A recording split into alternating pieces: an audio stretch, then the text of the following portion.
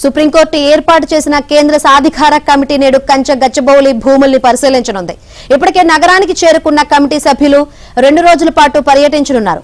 పర్యావరణ అటవీ శాఖల సాధికార కమిటీ చైర్మన్ సిద్ధాంత దాస్ ఎంపవర్డ్ కమిటీకి చైర్మన్ గా వ్యవహరిస్తుండగా సిపి గోయల్, సునీల్ లిమయి, జేఆర్ భట్ సభ్యులుగా ఉన్నారు.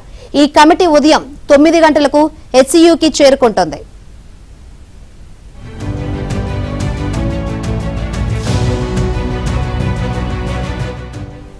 అనంతరం కంచె గచ్చిబౌలి భూముల్ని క్షేత్రస్థాయిలో పరిశీలించి వాస్తవ పరిస్థితులపై అధ్యయనం చేయనుంది.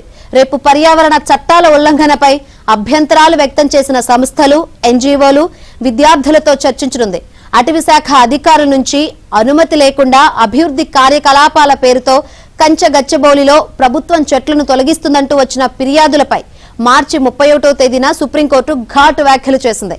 ఈ నేపథ్యంలో రాష్ట్రానికి వచ్చిన కేంద్ర సాధికార కమిటీ నివేదిక అత్యంత కీలకం కానుంది.